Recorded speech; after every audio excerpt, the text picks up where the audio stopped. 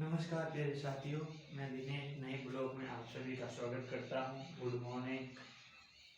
ठीक है भाई, देखो कल हमने भाग एक पढ़ा था, जो कि कौन सा पढ़ा था, भाग एक भूकंप का, भूकंप के बारे में। आज पढ़ेंगे भाग दो। आज पढ़ेंगे भाग दो। तो दो तीन चार भाग है। जैसे भाग एक कल पढ़ दिया, आज भाग दो। भाग दो में कौन कौन सी कौन और तीन तरंगे होती हैं, तीन तरंगों के बारे में और क्या क्या है हम विस्तार के बारे में और पढ़ेंगे। ठीक है, आइए चलते आगे, क्लास स्टार्ट करते हैं।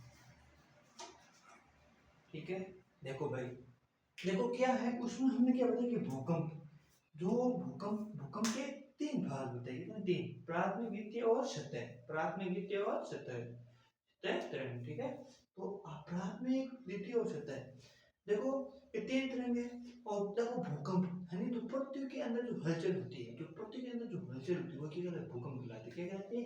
भूकंप कहलाती है। तो ये आपको चीज ध्यान होनी चाहिए। इसी के बारे में हम आगे पढ़ते हैं। चलो देखें। देखो भूकंपीय तरंगों को सिस्मोग्राफ नामक यंत्र द्वारा, सिस्मोग्राफ, भूकंपीय तरंगों को, जो भूकंपीय तरंग होती है उसको सिस्मोग्राफ होते हैं। जो सिस्मोग्राफ है जो यंत्र होते हैं, सिस्मोग्राफ के यंत्र के द्वारा तरंगों को क्या करते हैं? नापा जाता है, द्वारा रेखांकित किया जाता है।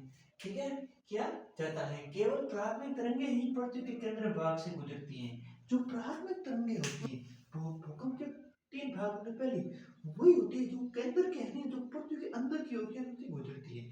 वही हम डायग्राम बना के आधार पर वो हम बताएंगे, आपको सब चीज करेंगे। लेकिन आपके लिए आगे और क्या रहती है?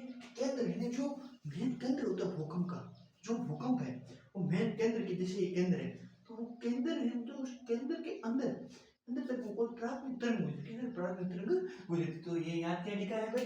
केवल प्राथमिक तरंगें पृथ्वी के केंद्र के भाग से गुजरती हैं, गुजर सकती है, परंतु वहां पर उनका वेग कम हो जाता है। क्यों? उनका वेग कम हो जाता है। क्या हो जाता है? उनका वेग यानी जो उनकी चाल होती है, गति होती है, तो वो क्या कम हो जाती है। क्या हो जाती है? कम हो जाती है। किसमें होती है? वो प्राथमिक तरंग यानी केंद्र के भाग में। जो प्राथमिक तरंग है वो केंद्र के अंदर गुजरती है, गुजरती टाइम वो क्या होता है? उनकी क्या चाल है, क्या होती है? उनकी बिल्कुल कम हो जाती है। तो ये चीज आप बहुत ध्यान रखना है। चलो आगे बढ़ते हैं।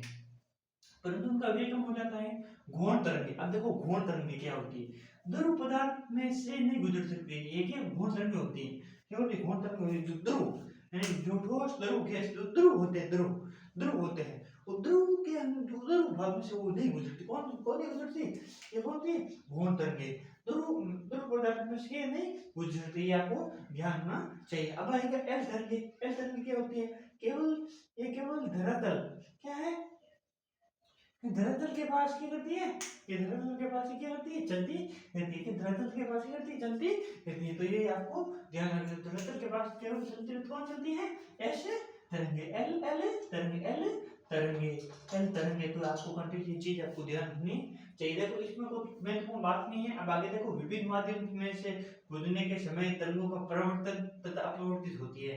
तो विभिन्न माध्यमों से गुजरती है तरंगे, जैसे अलग अलग माध्यम से गुजरती है, ठोस में, द्रव है, तो वो अलग अलग माध्यम से गुजरते समय तरंगों का परिवर्तन तथा अपरिवर्तित होती है। जैसे परिवर्तन होता है, अपरिवर्तित होता है, तो ये अपरिवर्तित होती रहती है। विभिन्न जैसे अलग अलग भागों में से गुजरती है ना तरंगे, तो वो क्या करती है? अलग अलग क्या होती है? विभिन्न अपरिवर्तित और परिवर्तित होती है। अब आता है मेन केंद्र। अब आता है मेन केंद्र। अब क्या आता है? मेन केंद्र। अब ये तो ये तरंगे जो भूकंप के भाग वो तरंगे थी, किस प्रकार की? अब ये तरंगे भूकंप के अंदर किस प्रकार जो कार्य करती है, कस नहीं करती है, आज हम यहाँ तक नहीं पढ़ेंगे।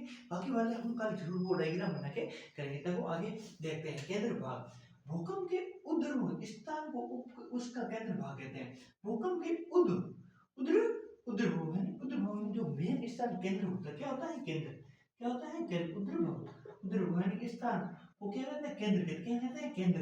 जो मेन स्थान होता है जो केंद्र का, भूकंप का, जो जैसे भूकंप आता है हलचल हुई, तो उसका मेन स्थान कहाँ? कि भाई ये स्थान है, यहाँ से तरंगे गुजरी, तो वो मेन चीज है। वो क्या है? मेन चीज है। तो आपको ये चीज ध्यान रखनी है। भूकंप के उद्भव स्थान पर केंद्र भाग, जो मेन भूकंप का वो भाग होता है, कि जैसे यहाँ पे भूकंप हलचल हुई तो वहां पे वो मेन क्या बिंदु बन जाता है, कि यहाँ पे तो वो है भूकंप का मेन बिंदु, केंद्र बिंदु। ठीक है, तो ये आपने ध्यान रखना चाहिए। ठीक है भाई, देखो भूकंप के केंद्र के निकटतम PSL तीन तरंगे पहुंचती है। क्या जैसे भूकंप के अंदर जो PSL, जो मैंने आपने हम वो प्राथमिक वित्तीय तरंगें पढ़ी थी, वो सेम PSL 3 तरंगें पहुंचती हैं केंद्र के पहुंचती हैं और पृथ्वी के भीतर भागों में से ये तरंगें अपना मार्ग बदलकर भीतरी भीतरी कर अवतल मार्ग पर यात्रा करती है। क्या करती है? अब क्या करती है भाई ये कि भूकंप के केंद्र में निकटतम PSL 3 तरंगे पहुंचते हैं। जो मेन भाग होता है, जैसे आज आज जैसे भूकंप है तो मेन केंद्र है, वहां पे केंद्र पे जब आते हैं तो क्या तीन केंद्र यानी दो तीन तरंगे होती हैं PSL, ठीक है। तो PS प्राइमरी सेकेंडरी और अंतिम, ठीक है। तो वो कहते हैं अंतिम क्या करती है, तीनों क्या करती है, पहुंचती है पृथ्वी के भीतर भागों में से ये तरंगे अपना मार्ग बदलकर पृथ्वी के भीतर भीतरी अवतल मार्ग यानी भीतरी अवतल मार्ग पर यात्रा करती हैं। जो भीतरी अवतल मार्ग होता है वहां पर क्या करती है, यात्रा करती है। कौन करती है? तीनों तरंगे PSL। तो ये आपको ध्यान होना चाहिए। भूकंप केंद्र से धरातल के साथ 11,000 किलोमीटर की दूरी तक P तथा S तरंगे पहुंचती है। तो केंद्र से धरातल के साथ कौन कौन से दो किरण हैं भूकंप के, कौन कौन सी है भूकंप के केंद्र के धरातल के साथ साथ 11,000 किलोमीटर तक P और S तरंगे पहुंचती है। P और S तरंगे पहुंचती है। जो P और S तरंगे होती है वो क्या करती है, पहुंचती है। तो ये आपको ध्यान होना चाहिए। केंद्रित भाग को क्या करता है, कोर। केंद्रित भाग, जो केंद्रित भाग है उसे कोर के नाम से जाना जाता है। क्या कहता है, कोर, CO यानी कोर पर पहुंचने पर S तरंगे लुप्त हो जाती हैं, P तरंगे अपरिवर्तित हो जाती हैं। क्या होती है, S तरंगे क्या होती है, लुप्त हो जाती है और P तरंगे क्या होती है, अपरिवर्तित हो जाती है। यानी अलग अलग दिशा में, कोई इधर रहने, जो अलग अलग वो होती है उन भागों में क्या करते हैं, वो अलग हो जाती है, ठीक है। तो ये चीज थी कि ये भाग था दो, ये भाग ये दो। कल भाग हम एक पढ़े भूकंप के बारे में, आज ये भाग दो। अब बाकी वाले हम कल पढ़ेंगे। जो चीज मेन क्वेश्चन है आपको याद रखना, तरंगे कितनी होती है, कौन कौन सी तरंग होती है, अनुदैर्ध्य तरंग कौन सी होती है, सारी तरंगे मैंने आपको YouTube पे अपलोड कर दी है। तो आप जरूर जाके जरूर देखें, सब्सक्राइब करें। अच्छी क्लास बहुत अच्छी चल रही है भाई। हर एक एक टॉपिक को मैं आपको समझा रहा हूँ।